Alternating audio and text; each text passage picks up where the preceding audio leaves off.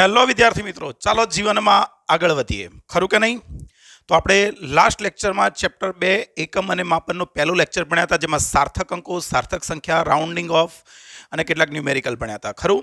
હવે આજે સેકન્ડ લેક્ચરમાં આપણે ચેપ્ટરના સ્ટાર્ટિંગથી સ્ટાર્ટ કરીશું. બરાબર છે?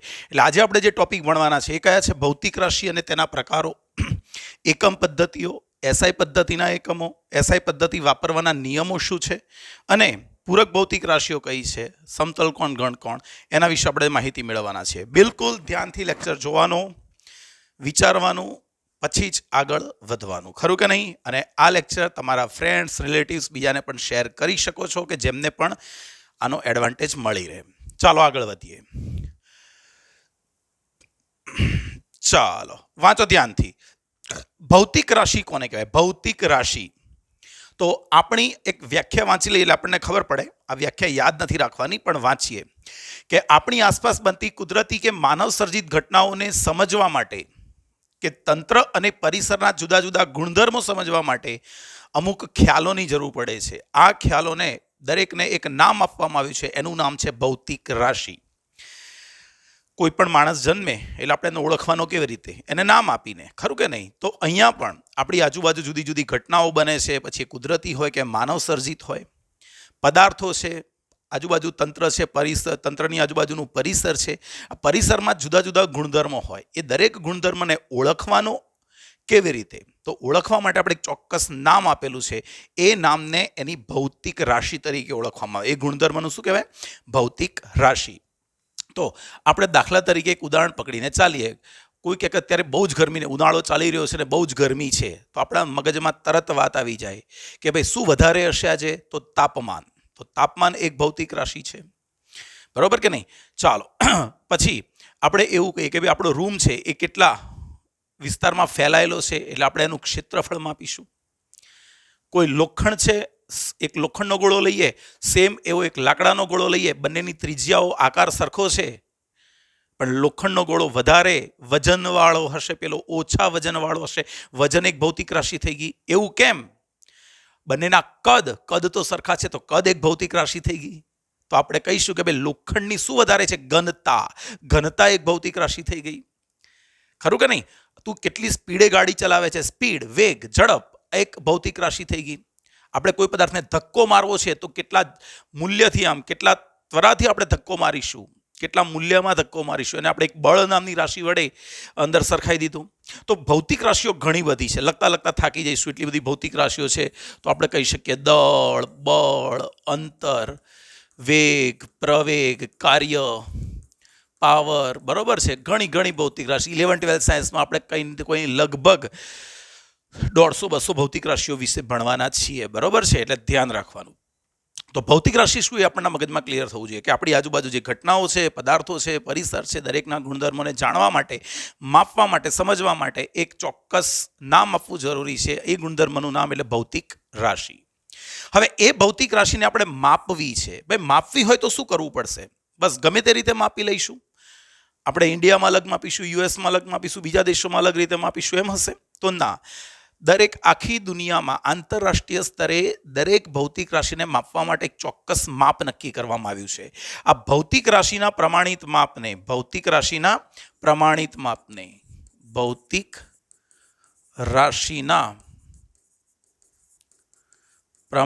માપને તેનો એકમ કહેવાય. શું કહેવાય? એકમ. એકમને ઇંગ્લિશમાં કહેવાય યુનિટ. શું કહેવાય? યુનિટ કહે છે. ખરું કે નહીં? તો આપણે દળ માપવાનું હશે તો કિલોગ્રામમાં માપીશું, ગ્રામમાં માપીશું, એ અલગ વસ્તુ છે. પણ આપણે કોઈને પૂછીશું તારું દળ કેટલું, તો એવું નહીં કે 70 ડિગ્રી સેલ્સિયસ. દળ કહેશે તો આપણને કિલોગ્રામ, ગ્રામમાં જ કહેશે. ખરું કે નહીં? કોઈને સમય પૂછીશું તો સમય આપણને સેકન્ડ, મિનિટ, અવરમાં જ કહેશે, એ રીતે કહેશે. પણ એ જ સેકન્ડ આપણે બીજા કોઈ યુનિટમાં, સેકન્ડ કેટલા સમય કેટલો થયો, તો એવું કહી શકીશ કે ભાઈ 15 ડિગ્રી સેલ્સિયસ સમય થયો. ના. તો દરેક એકમને દરેક ભૌતિક રાશિને માપવા માટે આપણે એક ચોક્કસ માપ નક્કી કર્યું છે. આ ચોક્કસ માપ એટલે કોણ? ચોક્કસ માપ એટલે એ ભૌતિક રાશિનો કોણ એકમ કહેવાય. તો દાખલા તરીકે કેવું હોય તો અહીંયા દળનો એકમ તરીકે આપણે કિલોગ્રામમાં માપીએ છીએ, બળનો એકમ આગળ જઈને ન્યૂટન વાત કરીશું, અંતર આપણે મીટરમાં માપીશું, વેગ આપણે મીટર પર સેકન્ડમાં માપીએ છીએ. આ બધું તમે 9-10માં ભણી ચૂક્યા છો. પ્રવેગ તમે મીટર પર સેકન્ડ સ્ક્વેરમાં માપો છો. આગળ પણ કેટલાક એકમો ભૌતિક રાશિઓ છે, ખરું કે નહીં? તો દરેક એકમને માપવા માટે આંતરરાષ્ટ્રીય સ્તરે એક પ્રમાણિત માપ નક્કી કરવામાં આવ્યું છે. આ પ્રમાણિત માપ જે હોય એને એકમ કહેવાય અને એ આંતરરાષ્ટ્રીય સ્તરે સર્વ સ્વીકૃત હોવું જોઈએ, બરાબર છે? તો પછી પ્રશ્ન એ થાય કે ભાઈ કોઈ પણ ભૌતિક રાશિનો એકમ બનાવવો હોય તો એકમ કેવો હોવો જોઈએ? તો સૌથી પહેલી વસ્તુ કે ભાઈ એકમ નક્કી કરતી વખતે આ બધું ટેક્સ્ટબુકમાં નથી, પણ ધ્યાન રાખો, સમજીએ આપણે. તો એકમ નક્કી કરતી વખતે આ વસ્તુ ધ્યાનમાં રાખવી જરૂરી છે કે ભાઈ એકમનું માપ નિશ્ચિત અને સ્પષ્ટ હોવું જોઈએ. કેવું હોવું જોઈએ? નિશ્ચિત અને સ્પષ્ટ, બરાબર છે? ભાઈ એકમ તમે કોઈ નક્કી કરતા હોય ભૌતિક રાશિનો તો આંતરરાષ્ટ્રીય સ્તરે એનું મૂલ્ય સર્વ સ્વીકૃત હોવું જોઈએ, બરાબર છે કે નહીં? નિશ્ચિત હોવું જોઈએ, દરેક જગ્યાએ એક જ મૂલ્ય હોવું જોઈએ. એ રીતે આપણે એકમ નક્કી કરવું પડે. બીજું, એકમ માપમાં ફેરફાર ન થાય તેવો હોવો જોઈએ. માપમાં ફેરફાર ન થાય તેવો, અને તેને વ્યાખ્યાયિત કરતી કોઈ ઘટના હોય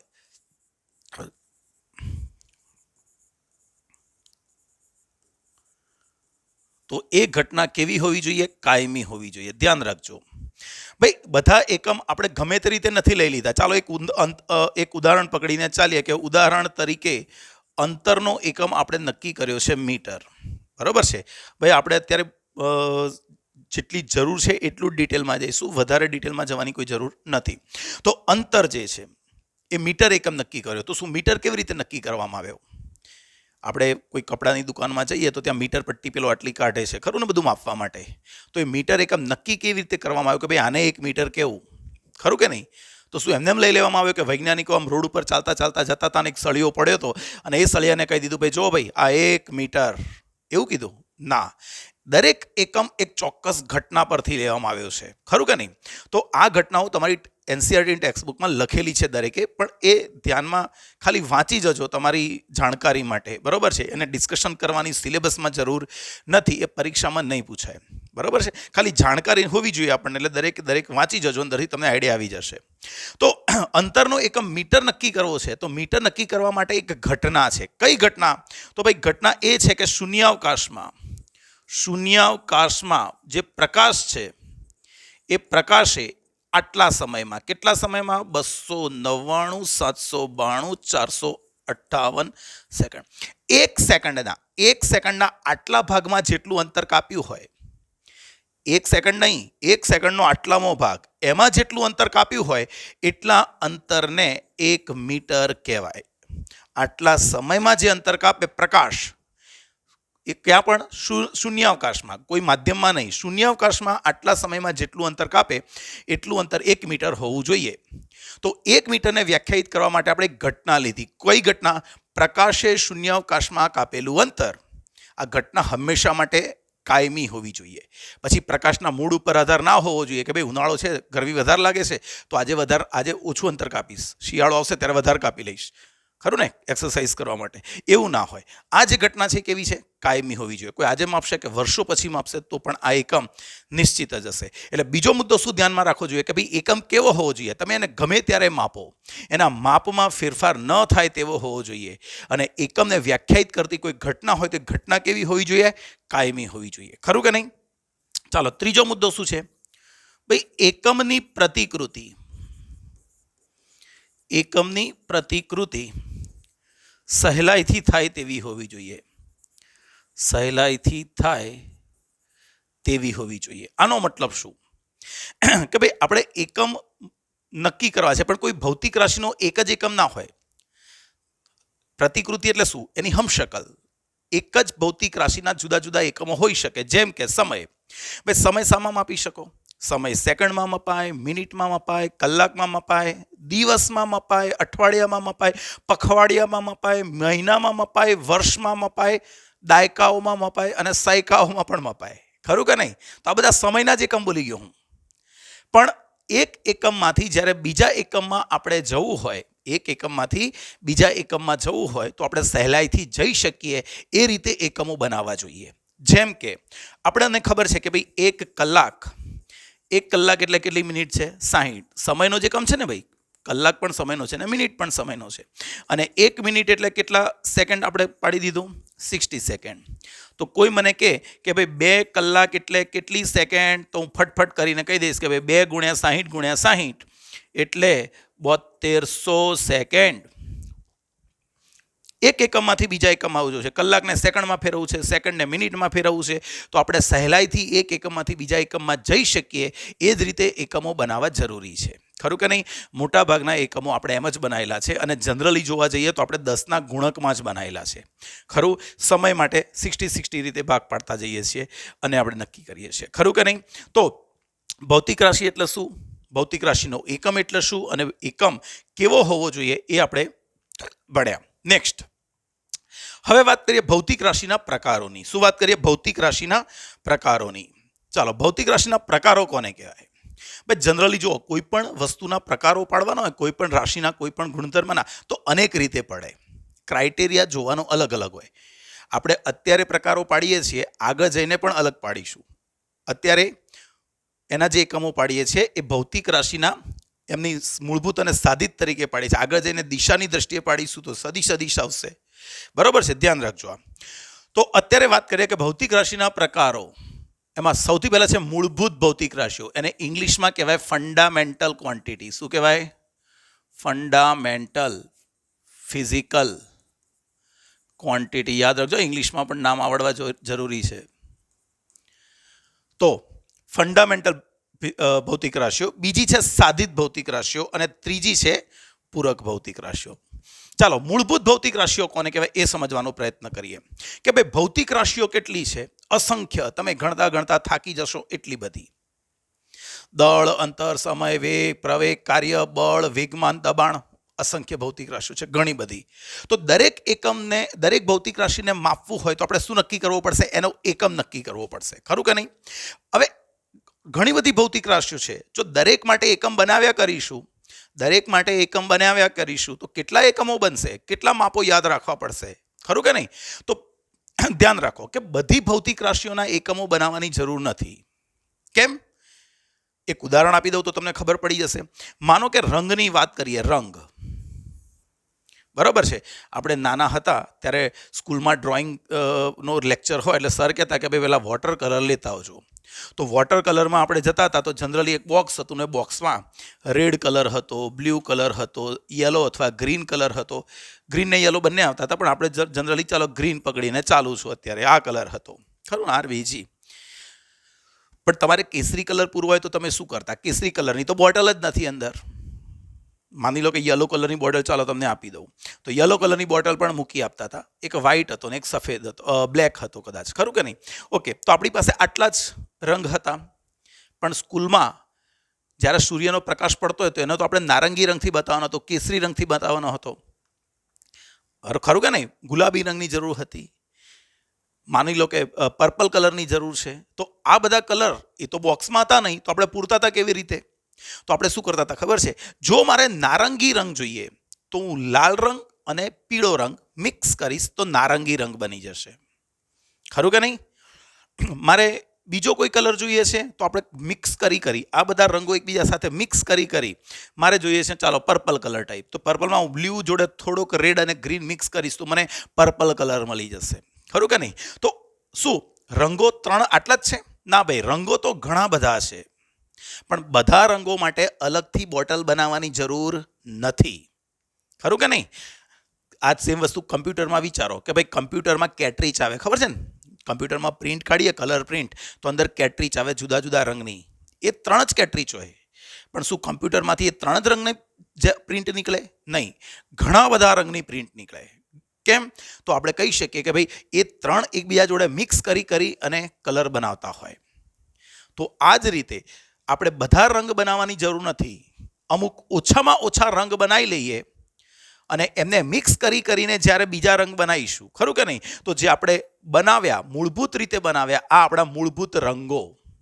અને આમની મદદથી આપણે જે મેળવવાના છીએ, આમને મિક્સ કરીને જે મેળવવાના છીએ એ આપણા સાધી તરંગો કહેવાય ફિઝિક્સની ભાષામાં. તો અહીંયા પણ એવું છે કે ભૌતિક રાશિઓ કેટલી છે? અસંખ્ય ભૌતિક રાશિઓ છે. આ બધી ભૌતિક રાશિઓ માટે જો એકમો બનાવવા જઈએ ને તો લાંબા થઈ જવાય, ઘણા બધા એકમો બને. પણ આપણે એક કામ કર્યું. શું કર્યું કે અમુક ઓછામાં ઓછી ભૌતિક રાશિઓ કે જે એકબીજાથી કેવી હોય? સ્વતંત્ર હોય. એકબીજાથી સ્વતંત્ર હોય, જો એમના એકમો નક્કી કરી લઈએ તો એમની મદદથી બાકીની રાશિઓના એકમો મેળવી શકાય. ખરું? તો જેમના એકમો આપણે નક્કી કરીશું એ મૂળભૂત ભૌતિક રાશિઓ કહેવાય અને એમના એકમોને મૂળભૂત એકમો અથવા પાયાના એકમો કહેવાય. જે એકમો આપણે નક્કી કરીશું એ. ખરું? ઓછામાં ઓછી ભૌતિક રાશિઓ જે એકબીજાથી સ્વતંત્ર હોવી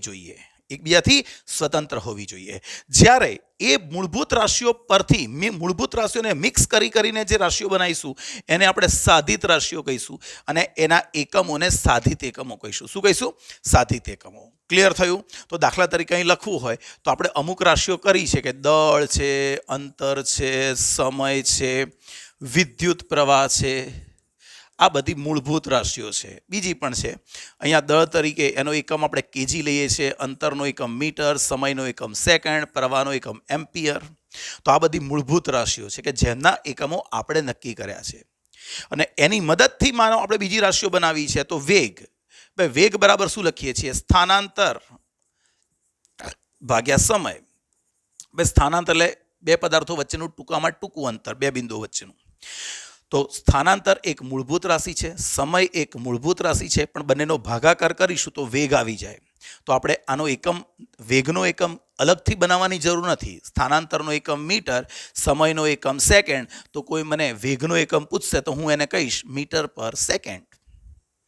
ખરું કે નહીં? એ જ રીતે પ્રવેગ હોય તો મીટર પર સેકન્ડ સ્ક્વેર. તો વેગ, પ્રવેગ આ બધી રાશિઓ માટે અલગથી એકમ બનાવવાની જરૂર નથી. એ મિક્સ કરીને આપણે બીજા એકમો બનાવી શકીએ. તો જે એકમો આપણે નક્કી કરીશું પ્રમાણિત રીતે એને મૂળભૂત કહેવાય અને એમના કોમ્બિનેશનથી જે મેળવીશું એ કોણ? સાધિત એકમો કહેવાય. તો પછી આ કોણ? ભાઈ આ થઈ પૂરક ભૌતિક રાશિઓ. આને કહેવાય ડિરાઇવ્ડ ફિઝિકલ ક્વોન્ટિટી. ક્યાં શું કહેવાય? ડિરાઇવ્ડ. અને આ છે સપ્લિમેન્ટરી. શું કહેવાય? Supplementary physical quantity. પૂરક ભૌતિક રાશિઓ. હવે કેટલીક ભૌતિક રાશિઓ એવી પણ છે કે જે મૂળભૂત ઉપરથી નથી તારવવામાં આવતી, એ અલગથી જ એના માટે એક એકમ વ્યાખ્યાયિત કરવામાં આવે છે. ખરું કે નહીં? તો એવી જે રાશિઓ છે એ બે છે, સમતલ કોણ અને ઘન કોણ. આપણા લેક્ચરના અંતમાં આના વિશે ડિટેલમાં ભણવાના છીએ. બરોબર છે? એટલે હું ત્યારે સમજાવીશ હમણાં. તો મૂળભૂત રાશિઓ એટલે શું, સાધિત રાશિઓ એટલે શું, આપણા મગજમાં સેટ થઈ જવું જોઈએ. બરોબર છે? નેક્સ્ટ ભાઈ આગળ વાત કરીએ તો હવે કોણ છે? Unit system. એકમ પદ્ધતિઓ. Unit system. ભાઈ યુનિટ સિસ્ટમ કોને કહેવાય? Unit system. તો આપણે મૂળભૂત રાશિઓ નક્કી કરી અને મૂળભૂત રાશિઓ પરથી કઈ રાશિઓ મેળવીશું? સાધિત રાશિઓ મેળવીશું. તો મૂળભૂત રાશિઓ અને મૂળભૂત એકમો અને સાધિત એકમો એક સાથે વાપરવાની જે પદ્ધતિ છે એને એકમ પદ્ધતિ કહેવાય. હું સમજાવું, તમે મસ્ત રીતે સમજી જશો. હું પહેલાં થોડીક પદ્ધતિઓના નામ લખી લઉં. ભાઈ જુદી જુદી એકમ પદ્ધતિઓમાં સૌથી પહેલાં એક પદ્ધતિ છે, એનું નામ છે બ્રિટિશ પદ્ધતિ. કઈ પદ્ધતિ? બ્રિટિશ પદ્ધતિ. બ્રિટિશરોએ આખી દુનિયા ઉપર રાજ કર્યું છે એટલે એમના માનમાં એક પદ્ધતિ ડેવલપ કરેલી છે. એને કહેવાય FPS પદ્ધતિ. કઈ પદ્ધતિ કહેવાય? FPS. આ છે ત્યારે મૂળભૂત ભૌતિક રાશિ તરીકે અંતર લેવામાં આવ્યું, દળ લેવામાં આવ્યો અને સમય મૂળભૂત તરીકે લેવામાં આવે છે. તો FPS પદ્ધતિ. એ માટે ભાઈ અંતર શામાં મપાશે? ફૂટમાં. શામાં મપાશે? ફૂટમાં. દળ શામાં માપવાનું? તો કે છે પાઉન્ડમાં. અને સમય શામાં માપવાનો? તો કે છે સેકન્ડમાં. બ્રિટિશરોએ આખી દુનિયા ઉપર રાજ કર્યું એટલે એમણે જે પદ્ધતિ ડેવલપ કરી એને બ્રિટિશ પદ્ધતિ અથવા FPS પદ્ધતિ કહેવાય. એ લોકો અંતર ફૂટમાં માપે. દળ લેવા જાઓ, આજે પણ ત્યાં દળ લેવા જાઓ તો એ લોકો દળ પાઉન્ડમાં જ માપે. ખરું? અને સમય સેકન્ડમાં માપે. બીજી એક એકમ પદ્ધતિ આવી. આ શું છે? મસ્ત રીતે સમજાવું તમને. CGS પદ્ધતિ. ભાઈ CGS પદ્ધતિમાં અંતર માપવામાં આવ્યું સેન્ટીમીટરમાં, દળ માપવામાં આવ્યું ગ્રામમાં અને સમય માપવામાં આવ્યો સેકન્ડમાં. પણ આ એકમો થોડા નાના હતા. બજારમાં શાકભાજી લેવા જઈએ અને પેલાને કહે કે ભાઈ 5000 ગ્રામ બટાકા આપ. હવે બોલવામાં થોડુંક ઓકવર્ડ લાગે, ખરું કે નહીં? બહુ મોટો એકમ થઈ ગયો, 5000 ગ્રામ. તો એક મોટા એકમો બનાવવામાં આવ્યા વ્યવહારિક ઉપયોગો માટે. આ એકમો ઘણા નાના હતા, એટલે બીજા એકમો બનાવવામાં આવ્યા. જેમ તો એના માટે કયા મીટર, કિલોગ્રામ, સેકન્ડ. તો અંતર માપીશું મીટરમાં, દળ માપીશું કિલોગ્રામમાં અને સમય માપીશું સેકન્ડમાં. ચોથું, અહીં સુધી મૂળભૂત રાશિઓ કેટલી હતી? અહીં સુધી મૂળભૂત રાશિઓ 3 જ હતી, અંતર, દળ, સમય. ત્યાર પછી એક રાશિ એડ થઈ જેનું નામ હતું વિદ્યુત પ્રવાહ, બરોબર છે. અને ત્યારબાદ એક નવી પદ્ધતિ અસ્તિત્વમાં આવી જેનું નામ છે MKSA પદ્ધતિ. MKSA પદ્ધતિમાં મીટર તો છે જ,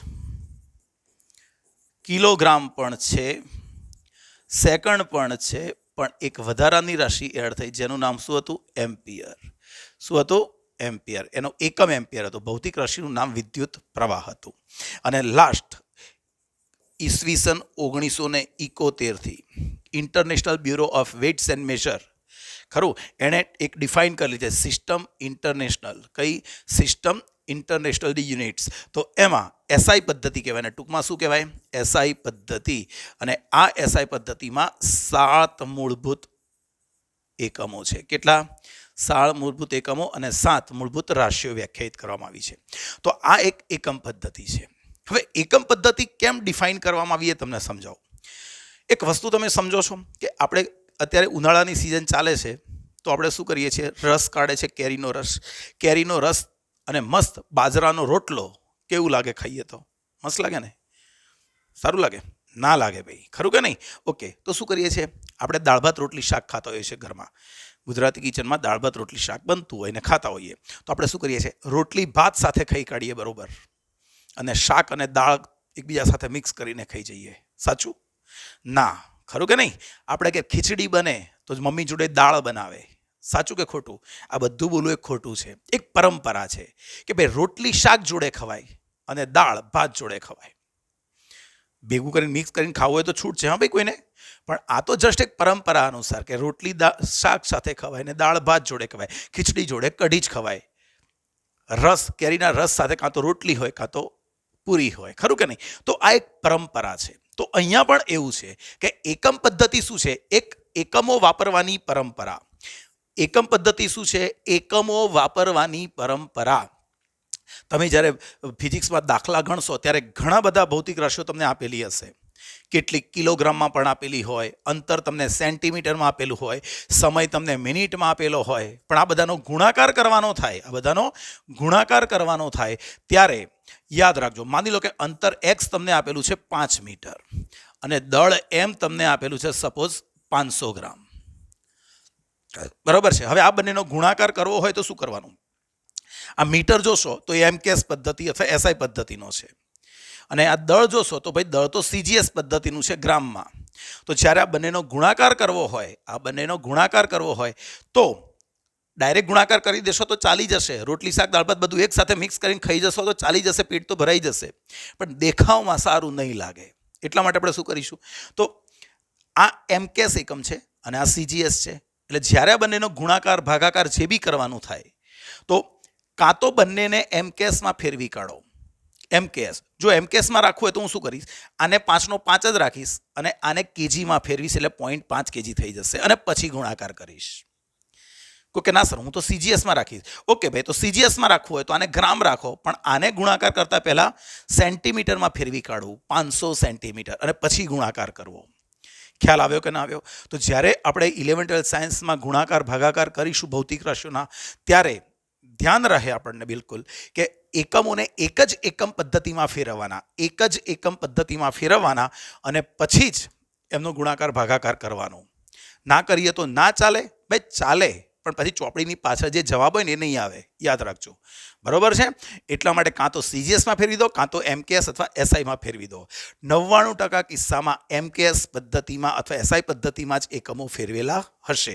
એટલે મોટાભાગે આદત પાડવાની કે આપણને જે પણ એકમ દેખાય એને યુઝ કરતા પહેલાં, ગણતરીઓમાં વાપરતા પહેલાં કાં તો એને CGS, મોટાભાગે 99% તો એને MKSમાં ફેરવી કાઢવાનું, બરોબર છે? ચાલો, ક્લિયર થયું? તો આપણે લેટેસ્ટમાં કઈ પદ્ધતિ ભણ્યા? એસઆઈ પદ્ધતિ. તો ભાઈ એસઆઈ પદ્ધતિ છે, એસઆઈ પદ્ધતિ એમાં મૂળભૂત ભૌતિક રાશિઓ કેટલી છે? 7. એસઆઈ પદ્ધતિમાં મૂળભૂત ભૌતિક રાશિઓ કેટલી છે? 7. ચાલો આપણે મૂળભૂત ભૌતિક રાશિઓના નામ ને એ બધું જાણીએ. તો અહીંયા લખું છું ભૌતિક રાશિ, અહીંયા એનું નામ અને અહીંયા લખીશ એની સંજ્ઞા. બરોબર છે. એસઆઈ પદ્ધતિમાં મૂળભૂત ભૌતિક રાશિઓ કેટલી છે, આપણે એનું નામ બરોબર છે અને સંજ્ઞા લખવાની છે. તો ધ્યાન રાખો, એસઆઈ પદ્ધતિની મૂળભૂત રાશિમાં સૌથી પહેલું દળ તો છે જ. ભાઈ દળ માટે અહીંયા એકમનું નામ, હા ભાઈ એકમ. તો એનો એકમ કયો થશે? દળનો એકમ કિલોગ્રામ. અને એના વાપરવા માટે આપણે સંજ્ઞા લખીશું કોણ? કેજી. બીજો એકમ કયો? ભાઈ એમાં બીજો એકમ છે અંતર. અંતરને શામાં માપીશું? મીટરમાં. અને એની સંજ્ઞા છે એમ. સમય, સમય કયા એકમમાં માપીશું? ભાઈ સમય આપણે માપીશું સેકન્ડમાં અને એ છે એસ. ત્યાર પછી આવશે વિદ્યુત પ્રવાહ. વિદ્યુત પ્રવાહ જેને આપણે કહીશું એમ્પિયર એકમ. એનો એકમ શું છે? એમ્પિયર. અને એને એ લખીશું, અથવા આખું નામ લખવું હોય વૈજ્ઞાનિકનું તો આ રીતે લખાય. બરોબર છે, એમ્પિયર. ત્યાર પછી છે થર્મોડાયનેમિક તાપમાન. તાપમાન પણ આપણે એને થર્મોડાયનેમિક કેમ બોલવાનું એ આપણે આગળ ભણીશું ને 10મા ચેપ્ટર 11 ચેપ્ટરમાં. અત્યારે હવે નવી રીતે 10મું ચેપ્ટર, ત્યારે આપણને ખબર પડશે. તો થર્મોડાયનેમિક તાપમાન એનો એકમ છે કેલ્વિન. શું છે? કેલ્વિન. કેપિટલ કે લખવો અથવા એને કેલ્વિન આખું નામ લખવું. ત્યાર પછી છે જ્યોતિ તીવ્રતા. જ્યોતિ તીવ્રતા શું છે? આપણા ઘરમાં બલ્બ સળગતો હોય, બલ્બ ચાલુ હોય ત્યારે જે લાઇટ આપે, લાઇટ આપવાની જે ઇન્ટેન્સિટી છે, તીવ્રતા, એનું માપ છે એક. શું છે એ આપણે આગળ જ્યારે આવશે ત્યારે કંઈક સમજીશું. બરોબર છે. અત્યારે તમે કશું જાણતા નથી એટલાની ચર્ચા કરવાની કોઈ જરૂર નથી. આને કહેવાય કેન્ડેલા. શું કહેવાય આને? કેન્ડેલા કહેવાય. બરોબર છે. ચાલો તો અહીંયા લખીશ તો કેન્ડેલા એનો એકમ થઈ ગયો, અથવા હું એને સીડી લખીશ. અને છેલ્લે છે દ્રવ્યનો જથ્થો. શું છે? દ્રવ્યનો જથ્થો. ભાઈ એને કહેવાય મોલ. એનો એકમ છે મોલ અને એની સંજ્ઞા આપણે વાપરીશું MOL. ક્લિયર થયું? તો એસઆઈ પદ્ધતિમાં મૂળભૂત ભૌતિક રાશિઓ કઈ છે? 7. કેટલી છે? 7. કઈ કઈ? દળ, અંતર, સમય, વિદ્યુત પ્રવાહ, થર્મોડાયનેમિક તાપમાન, જ્યોતિ તીવ્રતા, દ્રવ્યનો જથ્થો. એકમના નામ: દળનો એકમ કેજી, અંતર મીટર, સમય સેકન્ડ, વિદ્યુત પ્રવાહ એમ્પિયર, તાપમાન કેલ્વિન, દ્રવ્યનો જથ્થો મોલ અને જ્યોતિ તીવ્રતા કેન્ડેલામાં છે. ખરું કે નહીં? હવે એક વસ્તુ ધ્યાન રાખો. તો આપણે હમણાં શું બોલ્યા કે ભાઈ મૂળભૂત ભૌતિક રાશિઓ કોને કહેવાય? ઓછામાં ઓછી ભૌતિક રાશિઓ જે એકબીજાથી સ્વતંત્ર હોય. ઓછામાં ઓછી રાશિઓ કે જે એકબીજાથી સ્વતંત્ર હોય એમને આપણે મૂળભૂત રાશિઓ બનાવી શકીએ. હા કે ના? તો પછી તમે અહીં જુઓ તો થોડું કન્ફ્યુઝન નથી થતું? તમે 9મા 10મામાં એક વ્યાખ્યા ભણ્યા હતા. 9મા 10મામાં એક વ્યાખ્યા ભણ્યા હતા દળની. શું વ્યાખ્યા હતી? પદાર્થમાં રહેલા દ્રવ્યના જથ્થાને શું કહે છે? દળ. પદાર્થમાં રહેલા દ્રવ્યના જથ્થાને દળ કહે છે. તો દળ અહીં પણ છે અને દળ તો અહીં પણ છે. દળ અહીં પણ છે અને દળ તો અહીં પણ છે. દ્રવ્યનો જથ્થો એટલે દળ જ થયું ના? વ્યાખ્યા પ્રમાણે તો શું થયું? દ્રવ્યનો જથ્થો એટલે દળ. તો ભૌતિક રાશિ એક જ, પણ એના માટે બે એકમ બનાવ્યા. કોઈ છે કન્ક્લુઝન આનું તમારી પાસે? આન્સર છે આનો કોઈ? દળની વ્યાખ્યા આવું બોલતા હતા, પદાર્થમાં રહેલા દ્રવ્યના જથ્થાને દળ કહે છે. ઓકે, તો દળ આ રહ્યું ને જથ્થો આ રહ્યો. બંને એક જ રાશિ છે, તો બંને માટે અલગ અલગ એકમ કેમ? બંને એકબીજાથી સ્વતંત્ર થોડી કહેવાય. તો ભાઈ ધ્યાન રાખો, આ બંને એકબીજાથી સ્વતંત્ર જ કહેવાય. આ બંનેમાં કેટલો ફરક છે ખબર છે? આપણે ફ્રૂટની દુકાન ઉપર જઈએ, ફ્રૂટની દુકાન ઉપર, અને પેલા ફ્રૂટ સેલરને કહીએ કે ભાઈ મને 1 કિલોગ્રામ કેળા આપ. 1 કિલોગ્રામ કેળા આપ. અને એવું કહીએ કે 1 ડઝન કેળા આપ. બંનેમાં ફરક ખરો? ખરો. 1 કિલોગ્રામ કેળા આપશે ને એ ત્યારે તોડીને આપશે. તોડીને આ બાજુ 1 કિલોગ્રામનું કાટલું મૂકશે, આ બાજુ કેળા મૂકશે અને પછી આપશે. તો એ જે આપ્યો એ દળ આપ્યું કિલોગ્રામમાં. પણ ડઝનમાં ગયા મેં તો ગણીને આપશે. પછી એ નાના કેળા હોય તો બી 12 થાય અને મોટા મોટા કેળા હોય તો બી 12 જ થાય. તો આ જે છે દ્રવ્યનો જથ્થો એ વાસ્તવમાં છે સંખ્યાનો જથ્થો. શું છે? સંખ્યાનો જથ્થો. યાદ રાખો. અને 1 મોલ એટલે શું? તો ભાઈ 1 મોલ એટલે કેટલી સંખ્યા? જે રીતે 1 ડઝન એટલે 12, એ રીતે 1 મોલ એટલે 6.023 ગુણ્યા 1023. આટલા પરમાણુઓ ભેગા થાય એટલે 1 મોલ પરમાણુ થયા. આટલા અણુઓ ભેગા થાય તો 1 મોલ અણુઓ થયા, આટલા કેળા ભેગા થાય તો 1 મોલ કેળા કહેવાય. ખબર પડે છે? તો આ સંખ્યાનો જથ્થો છે, જ્યારે આ ખરેખર દ્રવ્યનો જથ્થો છે. ધ્યાન રાખવાનું. આ ક્યાં વપરાય? તો ભાઈ જ્યારે આપણે રાસાયણિક પ્રક્રિયાઓ કરીશું તો આપણે જે ત્યાં બે પરમાણુ બે સાથે જોડાશે, અણુઓ જોડાશે, તો ત્યાં કિલોગ્રામમાં ના લેવાય. અણુની સંખ્યા સાથે કામ ચાલતું હોય ત્યાં. હું એવું કહું કે H2O છે, કોણ? H2O. અને એવું કહું કે ભાઈ 2 હાઇડ્રોજનના પરમાણુઓ, 1 ઓક્સિજનનો પરમાણુ ભેગા થયા તો શું બન્યું? H2O નો 1 અણુ. પણ આપણે ત્યાં એવું બોલી શકાય કે ભાઈ હાઇડ્રોજનના 2 કિલોગ્રામ અને ઓક્સિજનનો 1 કિલોગ્રામ ભેગા થાય તો 3 કિલોગ્રામ પાણી બને? એવું ના બોલાય. ખરું કે નહીં? રાસાયણિક પ્રક્રિયામાં ત્યાં સંખ્યા સાથે કામ લેવાનું હોય કે હાઇડ્રોજનના 2 પરમાણુઓ ઓક્સિજનના 1 પરમાણુ સાથે જોડાય તો એ પાણીનો H2O નો 1 અણુ બનાવે. તો ત્યાં સંખ્યામાં જે કામ લેવાનું હોય એ મોલ આવે. એટલે રાસાયણિક અને ન્યુક્લિયર વિજ્ઞાનમાં આપણે મોલ સંખ્યા સાથે જનરલી કામ ચલાવતા હોઈએ છીએ. ખરું કે નહીં? તો SI પદ્ધતિના મૂળભૂત એકમો કોણ છે? 7 એ મેં તમને કીધા. ચાલો એકવાર આને સેવ કરી લઈએ. એકવાર આને સેવ કરી લઈએ તો પછી આગળ વધી શકાય. નેક્સ્ટ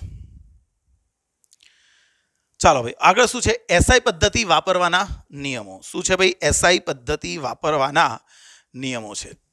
ભાઈ SI પદ્ધતિ વાપરવા માટે શું શું નિયમો છે? તો સૌથી પહેલો નિયમ, બધા એકમો સંકેતમાં દર્શાવવા. ભાઈ માત્ર સંકેત કરવો. આપણે આવું લખીએ કે 9 કિલોગ્રામ અથવા તો 10, આપણે ગુજરાતીઓ છે એટલે આપણે આવું લખીશું 10 કિલોગ્રામ. તો આ ખોટું કહેવાય. આપણે આ જ રીતે લખવાનું 10 કેજી 5 મીટર. માત્ર એની સંજ્ઞા જ દર્શાવવાની. ક્લિયર? બીજો, એકમોના સંકેતાક્ષરોની વચ્ચે કે અંતે કોઈ ચિહ્ન નહીં મૂકવું. ભાઈ એક સિમ્પલ વસ્તુ છે કે આપણે કહીએ કે MBA, M.B.A. MBA એટલે શું? Master of business administration. Master of business administration. તો માસ્ટરનું ટૂંકું રૂપ M, પછી ડોટ મૂકી દીધો. બિઝનેસનું ટૂંકું રૂપ B, ડોટ મૂકી દીધો. એડમિનિસ્ટ્રેશનનું ટૂંકું રૂપ A મૂકી દીધો. ખરું કે નહીં? તો આપણે આ ડોટ મૂકી દીધા. ખ્યાલ આવે છે? આ ડોટ મૂકી દીધા. તો અહીંયા કિલોગ્રામ એકમ વાપરવાનો છે. કિલોગ્રામ. તો કિલોગ્રામમાં કિલો પછી ડોટ અને ગ્રામ આખું નહીં લખવાનું, G પછી ડોટ. આ ચાલે નહીં. અથવા તો કેજી લખીને ડોટ ના ચાલે. આપણે માત્ર એનું શું મૂકવાનું? સંજ્ઞા જ મૂકવાની. એટલે એકમના સંકેતાક્ષરોની વચ્ચે કે અંતે કોઈ જાતનું ચિહ્ન મૂકવું નહીં. ત્રીજું, એકમ બહુવચનમાં હોય તો પણ તેના સંકેતમાં ફેરફાર ના થવો જોઈએ. ભાઈ એકમો કઈ લેંગ્વેજમાં છે? એકમોની સંજ્ઞા કઈ લેંગ્વેજમાં છે? ઇંગ્લિશ. ખરું કે ને? ઇંગ્લિશ સર્વસ્વીકૃત લેંગ્વેજ છે એટલે ઇંગ્લિશ છે. તો ઇંગ્લિશમાં તો શું હોય? એક છોકરો તો બોય કહેવાય, પણ 2 છોકરા હોય તો બોયસ કહેવાય. તો પછી અહીંયા 1 મીટર હોય તો 1 મીટર, પણ 5 મીટર હોય તો 5 મીટર્સ. એવું ના લખાય, આવું ના લખાય. ગમે તેટલા મીટર હોય, તમે ખાલી સંજ્ઞા જ કરીશો. ખરું કે નહીં? માની લો કે 100 મીટર લખવું હોય તો પણ 10 100 એમ જ લખીશું. ખરું કે નહીં? ચાલો ત્રીજો મુદ્દો ક્લિયર થયો કે એકમ બહુવચનમાં વપરાતો હોય તો પણ એના સંકેતાક્ષરોમાં એની સંકેતમાં કોઈ ચેન્જ થવો જોઈએ નહીં. ચોથો મુદ્દો, અંશ અને છેદમાં આવતા એકમો એક જ ગુણોત્તરમાં દર્શાવવા. આનો મતલબ અંશ અને છેદમાં આવતો એક જ એકમ એક જ ગુણોત્તરમાં દર્શાવો. આનો મતલબ સમજાવો. કેટલીક વાર એક જ સાધિત ભૌતિક રાશિમાં મૂળભૂત એકમ રિપીટ થતો હોય. જેમ કે હું તમને લખું કે પ્રવેગ છે, તો પ્રવેગ એટલે શું થાય? ભાઈ પ્રવેગ એટલે વેગનો ફેરફાર ભાગ્યા સમયગાળો. પ્રવેગ એટલે કોણ? વેગનો ફેરફાર ભાગ્યા સમયગાળો. તો વેગનો ફેરફારનો એકમ કહીએ તો મીટર પર સેકન્ડ અને પર સેકન્ડ. તો પ્રવેગનો એકમ લખો તો આમ લખીશું મીટર પર સેકન્ડ પર સેકન્ડ. સેકન્ડ કેટલી વાર આવ્યું? 2 વાર. તો રિપીટ થતો હોય તો આ રીતે લખાય ના ભાઈ. એને આપણે દર્શાવીશું મીટર સેકન્ડની -2 અથવા મીટર પર સેકન્ડ સ્ક્વેર. તો આ દર્શાવવાની સાચી રીત. રિપીટ થતો એટલી વાર અલગ અલગ નહીં લખો, એને એક જ ઘાત સ્વરૂપે દર્શાવવો. ખરું કે નહીં? ચાલો ચોથો મુદ્દો. હવે પાંચમો મુદ્દો, જો એકમ વૈજ્ઞાનિકના નામ પરથી હોય અને આખો એકમ લખવો હોય તો વૈજ્ઞાનિકનું પૂરેપૂરું નામ લખવું, પણ પ્રથમ અક્ષર કેપિટલ ન રાખવો. પણ માત્ર સંજ્ઞા દર્શાવવી હોય તો પ્રથમ અક્ષર કેપિટલમાં રાખવો. એટલે કે બળ કહીએ તો ભાઈ બળનો એકમ. મહાન વૈજ્ઞાનિક હતો ન્યૂટન. કોણ હતો? ન્યૂટન. એણે એનું પોતાનું નામ આપી દીધું કે ભાઈ બળનો એકમ બોલવાનો ન્યૂટન. તો જો મારે આખો એકમ લખવો હોય, આખો એકમ, તો હું ન્યૂટન કેવી રીતે લખીશ ખબર છે? આ રીતે ન્યૂટન ટી છે ભાઈ, આ ટી છે. અને સંજ્ઞા કરવી હોય, સંજ્ઞા, માત્ર સંજ્ઞા કરવી હોય તો એનો પહેલો અક્ષર લખવો પણ કેપિટલમાં લખવો. કોઈ કહેશે પણ ઇંગ્લિશમાં તમને એવું શીખવાડ્યું છે કે એનો પહેલો અક્ષર, નામનો પહેલો અક્ષર કેપિટલ હોય. ઇંગ્લિશના ટીચરે તમને એવું શીખવ્યું છે કે ભાઈ નામનો પહેલો અક્ષર કેપિટલ હોય. ભાઈ આ નામ નથી લખ્યું, તમે નામને એકમ તરીકે લખ્યું છે. હમણાં ન્યૂટન સાહેબ, આ ન્યૂટનભાઈ જે છે એ ન્યૂટનભાઈ સ્કૂલમાં એડમિશન લેવા જાત અને એમણે પોતાનું નામ લખવું હોત તો એમને આવું લખવું પડતું કે પટેલ ન્યૂટનભાઈ, ખરું કે ન્યૂટન કુમાર. તો એમાં પહેલો અક્ષર કેપિટલ લખવો પડે, કારણ કે સ્કૂલમાં જે ફોર્મમાં લખો ને પોતાનું નામ લખવાના છે. પણ અહીં આપણે જે વાપરીશું એ તો એકમ છે, અને એકમમાં જ્યારે નામ વાપરવાનું હોય તો આખું નામ લખતી વખતે પહેલો અક્ષર કેપિટલ ન રાખવો, પણ માત્ર જો સંજ્ઞા જ કરવી હોય તો પહેલો જ અક્ષર પાડવો પણ કેપિટલમાં પાડવો. ખરું? તો એસઆઈ પદ્ધતિ વાપરવાના મૂળભૂત કેટલા નિયમો છે? 5. દરેક એકમને સંકેતમાં જ લખવો, આખું નામ નહીં, માત્ર સંકેત જ કરવો. એકમોના સંકેતાક્ષરોની વચ્ચે કે અંતે કોઈ પણ ચિહ્ન મૂકવું જોઈએ નહીં. એકમ બહુવચનમાં વપરાય, 1 મીટર, 5 મીટર કે 100 મીટર, પણ મીટર માટે એમ જ લખાય, એના સંકેતમાં ફેરફાર ન થવો જોઈએ. અંશ અને છેદમાં એકમ રિપીટ થતો હોય, એક જ એકમ, તો એને એક જ ગુણોત્તરમાં દર્શાવો. અને છેલ્લું, એકમ વૈજ્ઞાનિકના નામ પરથી હોય, આખો એકમ લખવો હોય તો વૈજ્ઞાનિકનું આખું નામ લખવું પણ પહેલો અક્ષર કેપિટલ રાખવો નહીં. પણ જો માત્ર સંજ્ઞા જ કરવી હોય તો પહેલો જ અક્ષર લખવો, પણ માત્ર શામાં લખવો? કેપિટલમાં લખવો. ક્લિયર બચ્ચાઓ? Okay, next. ચાલો, હવે વાત કોની છે? પૂરક ભૌતિક રાશિઓ. ભાઈ મૂળભૂત ભૌતિક રાશિઓ કેવી હતી? તો મૂળભૂત ભૌતિક રાશિઓ એવી હતી કે જેના ઉપરથી, જેને એકમો આપણે નક્કી કર્યા, અને એની મદદથી જે રાશિઓ મેળવી એ રાશિઓનું નામ છે મૂળભૂત ભૌતિક રાશિઓ. કોણ? જેના એકમો આપણે નક્કી કર્યા. અને સાધિત કોણ? એની મદદથી જે મેળવ્યા એ સાધિત. છતાં પણ અમુક એવા હોય કે જે રહી જતા હોય, તો એમના માટે એક અલગથી એકમ બનાવવામાં આવે છે, અને એનું નામ આપણે કીધું પૂરક ભૌતિક રાશિઓ. એવી રાશિઓને શું કહીશું? પૂરક ભૌતિક રાશિઓ. તો પૂરક ભૌતિક રાશિ તરીકે પહેલી એક રાશિ છે કોણ? સમતલ કોણ. કોણ? સમતલ કોણ. અરે સમતલ કોણ એટલે સાદી ભાષામાં ખૂણો. સાદી ભાષામાં કોણલા છોકરાઓ? ખૂણો. તમે જે ખૂણો માપો છો એ માની લો કે 2 રેખાઓ છે અથવા 2 કિરણો છે, એકબીજાને છેદે છે, તો આપણને ખબર છે કે એના છેદબિંદુ આગળ કંઈક ખૂણો આંતરે. તો આ જે થયો એને સમતલ કોણ કહેવાય ટેકનિકલ રીતે. બાકી દેશી ભાષામાં કેવું હોય તો આને શું કહેવાય? ખૂણો. ખરું કે નહીં? તો આ કેન્દ્ર તરીકે લઈ લો, આ 2 રેખાઓ એકબીજાને છેદે છે, 2 કિરણો પણ કહી શકો છો. તો બંને માટે અહીંથી આટલું અંતર લઈ અને ચાપ દોરો. આ ચાપ દોર્યો મેં, ખરું કે નહીં? આટલું અંતર લઈને શું દોરીશું? એક ચાપ દોરીશું.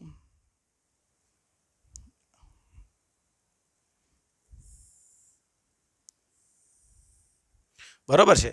તો આ જે થાય, ખૂણાની સામેની બાજુ થાય એને શું કહેવાય? ચાપ. આ જે બાજુ છે એટલું આપણે શું લીધી? ત્રિજ્યા લીધી કહેવાય. ખરું કે નહીં? તો યાદ રાખો કે સમતલ કોણ એટલે શું? 2 રેખાઓ એકબીજાને છેદે તો એમના છેદબિંદુ આગળ જે આંતરાય એ આપણો સમતલ કોણ. એનું નામ સાદી ભાષામાં ખૂણો. તો એનો એકમ કોણ? ભાઈ આનો એકમ કેવો હોય તો તમને ખબર છે કે સર અમે તો એને માપીએ છીએ અંશમાં. અંશ, ડિગ્રી બોલો છો ને, અંશમાં માપીએ છીએ આને. પણ એનો એસઆઈ પદ્ધતિ પ્રમાણે અથવા પૂરક પ્રમાણે એક એકમ વ્યાખ્યાયિત કરવામાં આવ્યો છે, એનું નામ છે રેડિયન. કયો એકમ છે? રેડિયન. યાદ રાખવાનું. બરોબર છે? તો રેડિયનમાં વ્યાખ્યા શું છે ખૂણાની? ભાઈ ખૂણાની રેડિયનમાં વ્યાખ્યા શું છે ખબર છે? યાદ રાખજો. ભાઈ ખૂણો બરાબર કોનો ગુણોત્તર? ખૂણો બરાબર ચાપ ભાગ્યા ત્રિજ્યા. ભાઈ ખૂણો એટલે કોણ? ચાપ ભાગ્યા ત્રિજ્યા. આ રીતે તમે કરશો તો જે મૂલ્ય મળશે એ તમને કયા એકમમાં મળશે? રેડિયનમાં મળશે. યાદ રાખો, તમે 10મા ધોરણ સુધી ખૂણા જે ભણ્યા એ ડિગ્રીમાં ભણ્યા છે. 30 degree, 50 degree, 60 degree, 90 degree, 45 degree, 180 degree, 360 degree, આ ડિગ્રીમાં બોલાય. પણ હવે આપણે એને રેડિયનમાં સમજવાના છે. કેમ સમજવા પડશે એ બી તમને બતાવું હમણાં. તો સમતલ કોણ એટલે કોણ? ખૂણો. ખૂણાને માપવા માટે કઈ રાશિ, કયો સમતલ કોણ કઈ રાશિ છે? તો ભાઈ છે પૂરક ભૌતિક રાશિ. એના માટે એક અલગથી એકમ બનાવવામાં આવ્યો છે અને એ એકમનું નામ છે રેડિયન. બીજો એક વ્યવહારિક એકમ એનો ડિગ્રી પણ છે, પણ ટેકનિકલ એસઆઈ પદ્ધતિ પ્રમાણે એનો એકમ છે કોણ? રેડિયન. અને રેડિયનમાં મારે ખૂણો જોઈતો હોય તો મારે આમ કરવું પડે કે જે બે રેખાઓ એકબીજાને છેદે છે એ રેખાઓના છેદબિંદુ પર અમુક અંતર લેવાનું, એટલે આ ત્રિજ્યા લેવાની અને અહીંથી એક ચાપ દોરવાનો બીજી રેખાને છેદે ત્યાં સુધી. તો ખૂણાની સામેની બાજુ કોણ થઈ? ભાઈ ખૂણાની સામેની બાજુ ચાપ થઈ અને તમે જે અંતર લીધું એ તમારું કોણ થઈ ગયું? ત્રિજ્યા. અને જો આ ત્રિજ્યા હોય, આ ચાપ હોય ખૂણાની સામેની બાજુ, તો ખૂણાની વ્યાખ્યા છે ખૂણો બરાબર ચાપ ભાગ્યા ત્રિજ્યા. ખૂણો બરાબર ચાપ ભાગ્યા ત્રિજ્યા. તો આ રીતે તમને જે ખૂણો મળશે કમ્પલસરી કયા એકમમાં મળશે? રેડિયનમાં મળશે. ક્લિયર થયું? ઓકે. તો મારે હવે જોઈએ છે કે ભાઈ અંશ અને રેડિયન વચ્ચેનો સંબંધ. મારે અંશ અને રેડિયન વચ્ચેનો સંબંધ જોઈએ છે. કેવી રીતે ગણીશું કહો તો? યાદ છે તમને આવો કોઈ સંબંધ? ભાઈ 1 કલાક એટલે 60 મિનિટ, 1 મિનિટ એટલે 60 સેકન્ડ. તો પછી 1 ડિગ્રી એટલે કેટલા રેડિયન અથવા 1 રેડિયન એટલે કેટલા ડિગ્રી? આપણને આવી કશી ખબર નથી. તો ચાલો મેળવીએ. ભાઈ આપણને ખબર હોવી જોઈએ કે વર્તુળ જે છે ને, વર્તુળ એક ચાપ છે. વર્તુળ કોણ છે? ભાઈ વર્તુળ એક ચાપ છે. કેટલા ડિગ્રીનો? 360 ડિગ્રીનો. તમને ખબર છે આ. તો આપણે એક કામ કરીએ કે ભાઈ આ એક ત્રિજ્યા લઈએ, થોડીક નાની લઈએ, નહીં તો ઉપર અડી જશે. ચાલો તો અહીંયા આ ત્રિજ્યા લઉં અને કેન્દ્ર લઉં અને અહીંયાથી આપણે એક ચાપ દોરી દીધો. આ જો અમે ચાપ દોરી દીધો અહીંથી આમ કરીને. અહીંયા કોણમાં પગનું પેલું જે પરિકર છે, પરિકર અહીં મૂક્યું, અહીં લીધું અને આમ કરીને દોરી દીધું તો આ ચાપ બની ગયો આખો. ખરું? તો આ કોણ છે? વર્તુળનો ચાપ. અને આ ચાપ એના કેન્દ્ર આગળ કેટલા ડિગ્રી ખૂણો આંતરે? તો તમને ખબર જ છે, વર્તુળ તેના કેન્દ્ર આગળ 360 ડિગ્રીનો ખૂણો આંતરે. વર્તુળ તેના કેન્દ્ર આગળ 360 ડિગ્રીનો ખૂણો આંતરે. પણ એ જે માપ મળશે ડિગ્રીમાં છે. મારે તો માપ જોઈએ છે રેડિયનમાં. તો અહીંયા લખીએ કે ભાઈ વર્તુળ માટે તેના કેન્દ્ર પર આંતરાતો કોણ. ચાલો, કોણ એટલે ખૂણો. તો ભાઈ ખૂણાની વ્યાખ્યા શું છે? ખૂણો બરાબર ચાપ ભાગ્યા ત્રિજ્યા. આપણે તો સૂત્ર આવું પણ ખૂણો બરાબર ચાપ ભાગ્યા ત્રિજ્યા. તો પછી આપણને ખબર છે કે જો આ ચાપ હોય અને આ કોણ છે? ત્રિજ્યા. વર્તુળ એક ચાપ છે. કેટલા ડિગ્રીનો ચાપ છે? 360 ડિગ્રીનો ચાપ છે. તો એ ચાપની લંબાઈ કેટલી? ભાઈ વર્તુળના ચાપ, આ ચાપ કહેવાય, એની લંબાઈ કેટલી? તો આપણને ખબર છે વર્તુળના પરિઘ જેટલી. માટે અહીંયા ખૂણો મારે કેવો હોય તો ચાપની લંબાઈ કેટલી? ભાઈ ચાપની લંબાઈ એટલે અહીંયા થઈ જશે વર્તુળનો કોણ? પરિઘ. અને પરિઘ ભાગ્યા મારે ત્રિજ્યા કરવી પડશે. હવે તમને ખબર હોવી જોઈએ કે વર્તુળની ત્રિજ્યા જો r હોય તો એનો પરિઘ કેટલી લંબાઈનો થાય? 2πr. અને ભાગ્યા ત્રિજ્યા એટલે કોણ? ભાઈ ભાગ્યા ત્રિજ્યા એટલે r. તો r કેન્સલ. તો મને મળી ગયું 2π. તો આ મૂલ્ય મળ્યું. આ મૂલ્ય કયા એકમમાં મળશે? તો મેં તમને વ્યાખ્યા આપી, ખૂણો બરાબર ચાપ ભાગ્યા ત્રિજ્યા. અને આમ કરવાથી જે પણ મૂલ્ય મળે કયા એકમમાં મળે? રેડિયન. માટે આ તમને મળશે રેડિયન. માટે મારે લખવું હોય તો લખાય કે વર્તુળ તેના કેન્દ્ર આગળ 2π રેડિયન, અથવા ડિગ્રીમાં કેવું હોય તો 360 ડિગ્રીનો કોણ આંતરે. મગજમાં સેટ થઈ જવું જોઈએ. બરાબર છે? તો આપણને એક સંબંધ મળી ગયો. શું સંબંધ મળી ગયો? કે ભાઈ 360 ડિગ્રી બરાબર 2π રેડિયન. 360 ડિગ્રી બરાબર 2π રેડિયન. એનું અડધું કરી દઈએ તો શું થાય? 180 ડિગ્રી બરાબર પાઈ રેડિયન. 180 ડિગ્રી બરાબર પાઈ રેડિયન. માટે જો ખૂણો થીટા ડિગ્રીમાં હોય, તો કેટલા રેડિયન? તો આપણને ત્રિરાશિ મુક્ત આવડે છે. તો 180 ડિગ્રી એ પાઈ રેડિયન, 180 ડિગ્રી એ પાઈ રેડિયન, તો થીટા ડિગ્રી એ કેટલા રેડિયન? તો આપણે જો થીટા ગણવો હોય તો થીટા જો ડિગ્રીમાં છે તો એના ગુણ્યા આ, એટલે પાઈ ભાગ્યા 180, આના ગુણ્યા ભાગ્યા, તો ડિગ્રીમાં જે ખૂણો હોય એના ગુણ્યા પાઈ છેદમાં 180 કરી દઈશું. ડિગ્રી ગુણ્યા પાઈ છેદમાં 180, તો આ રીતના આપણને જે ખૂણો મળશે એ કયા એકમમાં મળશે? રેડિયનમાં મળશે. આમ કરવાથી જે ખૂણો મળે એ આપણને રેડિયન એકમમાં મળે. ક્લિયર થઈ જવું જોઈએ. ઓકે, તો અહીંયા લખું કે ચાલો 90 ડિગ્રી એટલે ભાઈ 90 ડિગ્રી એટલે કેટલા રેડિયન? મૂકો અહીંયા 90 ભાગ્યા 90 છેદમાં 180 છે એટલે નીચે 2 થઈ જશે, તો શું આવશે? અહીંયા 90 મૂકી દો, અહીંયા 90 મૂકી દો, તો 90 અને 180 એટલે નીચે 2 થઈ જશે, તો પાઈ બાય 2 રેડિયન આવી જશે. ચાલો 60 ડિગ્રી એટલે શું થશે? અહીંયા 60 મૂકો તો નીચે 3 થશે, તો પાઈ બાય 3 રેડિયન આવી જશે. 30 ડિગ્રી મૂકી દેશો અહીંયા 30, તો અહીંયા નીચે 6 આવી જશે, તો પાઈ બાય 6 રેડિયન આવી જશે. ખરું કે નહીં? કોઈ કહે સર 120 ડિગ્રી મૂકો ને, ચાલો ભાઈ 120 ડિગ્રી મૂકી જોઈએ. 120 મૂકું, 60 તો 2, 60 તો 3, 120 મૂકીએ તો શું થાય? 60 2, 60 તો 3, તો આ થઈ ગયું 2 પાઈ ભાગ્યા 3 રેડિયન. કોઈ કે સર 45 ડિગ્રી, એટલે હા ભાઈ 45 ડિગ્રી મૂકો તો 45 180 એટલે 4 ભાગ ચાલી જાય, તો પાઈ બાય 4 રેડિયન. તમને જુદા જુદા ખૂણા માટે આ મેળવતા આવડવું જ જોઈએ. દરેક બચ્ચાને મગજમાં ક્લિયર થઈ ગયું છે? પાક્કો. તો આ તમને મળી ગયો કોણ? સમતલ કોણ. પાક્કો. એનો એકમ કોણ? રેડિયન. યાદ રાખવાનું. તો હું એક સેન્ટેન્સ લખું છું હવે કે ભાઈ પેલા સેવ કરી દઉં તો શું થાય ભાઈ? આપણે બચી જાય. જો લાઇટ ભૂલથી જતું રહે તો પણ આપણી પાસે બેકઅપ રહે.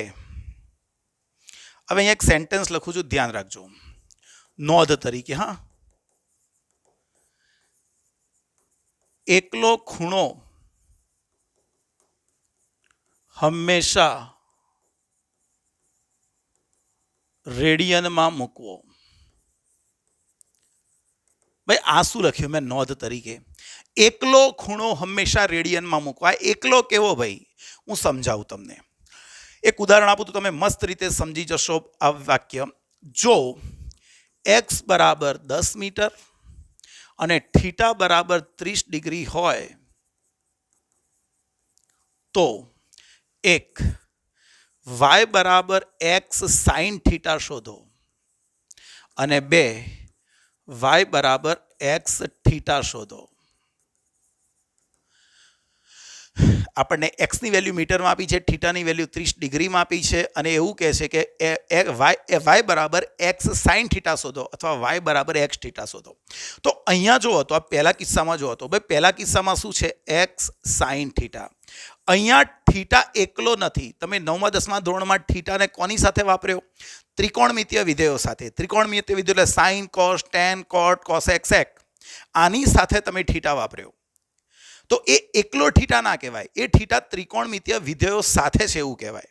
તો ત્રિકોણમિતીય વિધેયો સાથે થીટા હોય તો તમે ડિગ્રીમાં મૂકો કે રેડિયનમાં મૂકો, કોઈ ચિંતા નથી. કારણ કે તમે વેલ્યુ ખૂણાની નથી લખવાના છો, સાઇન થીટાની, કોસ થીટાની, ટેન થીટાની વેલ્યુ લખવાના છો. હું સમજાવું કે માની લો કે હું અહીંયા લખું કે x એટલે કોણ? 10, સાઇન 30 ડિગ્રી લખું. અહીંયા આ મેં ડિગ્રીમાં લખ્યું. કોઈ કે ના સર આને રેડિયનમાં લખો. કોઈ વાંધો નહીં ભાઈ, હું રેડિયનમાં લખી નાખું. 30 ડિગ્રી એટલે કેટલા રેડિયન થાય ભાઈ? 30 ડિગ્રી એટલે પાઈ બાય 6 રેડિયન થાય. ભણી ગયા ને હમણાં? 30 ડિગ્રી એટલે પાઈ બાય 6 રેડિયન.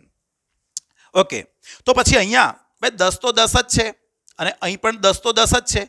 હવે અહીંયા કોની વેલ્યુ મૂકવાના છીએ ભાઈ? અહીંયા ખૂણાની વેલ્યુ મૂકવાના છીએ?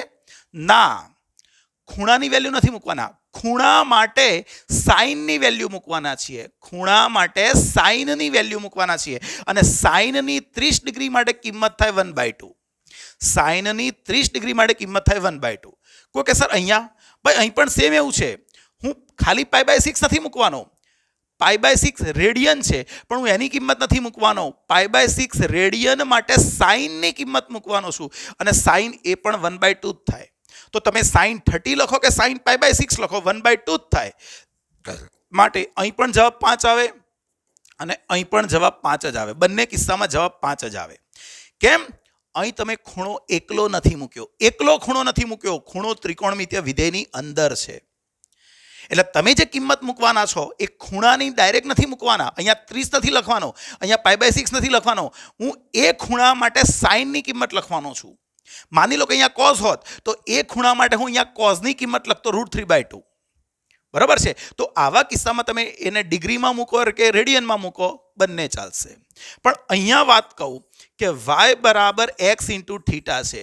ભાઈ અહીંયા થીટા સાથે કોઈ ત્રિકોણમિતીય વિધેય છે નથી.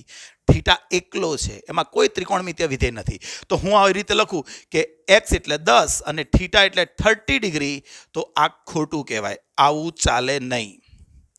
આ એકલો ખૂણો છે. એકલો ખૂણો હંમેશા કયા એકમમાં મૂકવાનો? રેડિયનમાં મૂકવાનો. તો y બરાબર x એટલે 10 અને થીટા એટલે મારે કમ્પલસરી મૂકવો પડશે π/6. કયા એકમમાં મૂક્યો? રેડિયનમાં મૂક્યો. ખબર પડી કે ના પડી? તો આ આપણો સાચો જવાબ. એકલો ખૂણો મૂકવાનો થાય તો ડિગ્રીમાં ના મુકાય, રેડિયનમાં મુકાય. તો આ થઈ જશે તમારું 31.4/6. જે કરો એ જવાબ 5 પોઈન્ટ સમથિંગ આયા કરશે. 3.14. આ 3.14 કહેવાય ને. 3.14 × 10 31.4/6 એટલે આપણને આ મળી જશે. ખરું? તો આ તમને જે મળશે અહીંયા કેટલું આવે મને ખબર નથી, તમારે જાતે ગણવાનું. 5.23 જે આવે, બરાબર છે, 5.23 મીટર આવશે આ. તો જો તમે અહીંયા 30 મૂકીને 300 કરી નાખો તો આ જવાબ ખોટો કહેવાય. અહીં 30 મૂકશો તો 30 × 10 એટલે 300 આવે, પણ આ જવાબ ખોટો કહેવાય. એકલો ખૂણો મૂકવાનો થાય તો ઓલવેઝ રેડિયનમાં જ મૂકવાનો. રાઈટ? આવડવો જ જોઈએ. નેક્સ્ટ, હવે ભાઈ ખૂણા ના નાના મૂલ્યો. ભાઈ ધ્યાન રાખો, 1 ડિગ્રી જે છે ને, આપણને કોણ માપકમાં ખબર છે, આ કોણ માપક છે. એમાં અહીંયા 0 લખેલો હોય, અહીંયા 10 લખેલા હોય, 10ની વચ્ચે આવા 10 ભાગ પાડેલા હોય. એમાં જે નાનામાં નાનો કાપો હોય એ 1 ડિગ્રીનો હોય. નાનામાં કોણ માપક ઉપર નાનામાં નાનું મૂલ્ય કેટલું હોય? 1 ડિગ્રી. તો શું એનાથી નાનું મૂલ્ય હોય?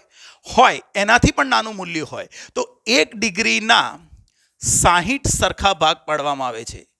60 સરખા ભાગ પાડવામાં આવે છે. ભાઈ 1 ડિગ્રીને 60 સરખા ભાગ પાડવામાં આવે છે. 1 ડિગ્રીના 60માં ભાગને મિનિટ કહે છે. શું કહે છે? મિનિટ. અથવા એને ઇંગ્લિશમાં કહીશું તો આર્ક મિનિટ. Arc minute. અથવા એને ઘણીવાર કળા, ગુજરાતીમાં કહીશું તો કળા કહે છે. શું કહે છે? કળા કહે છે. ધ્યાન રાખો, 1 ડિગ્રીના સરખા 60 ભાગ કરવામાં આવે. કોણ માપકમાં એવું ના હોય ભાઈ, કોણ માપક તો આટલું 1 ડિગ્રી જ માપશે છેલ્લામાં છેલ્લું. પણ એવા સાધનો છે કે જે ડિગ્રીને પણ 60માં ભાગમાં વહેંચી શકે. તો ડિગ્રીનો એટલે આને ઝૂમ કરું તો આવું થાય. જોજો હા, આને ઝૂમ કરી નાખવા તો માની લો કે આ 1 ડિગ્રી છે, તો એના આ રીતે 60 ભાગ પાડેલા હોય. તો આ છેલ્લામાં છેલ્લો ભાગ હોય એ 1 મિનિટ કહેવાય. બરાબર છે? 1 મિનિટ એટલે કોણ? એક આ રીતે લખાય. તો યાદ રાખજો, 1 ડિગ્રી એટલે કોણ? 60 મિનિટ. આને બોલાય 60 મિનિટ. 1 ડિગ્રી એટલે કોણ? 60 મિનિટ. ક્લિયર થઈ ગયું ભાઈ દરેક જણને? અથવા તો એવું બોલાય કે 1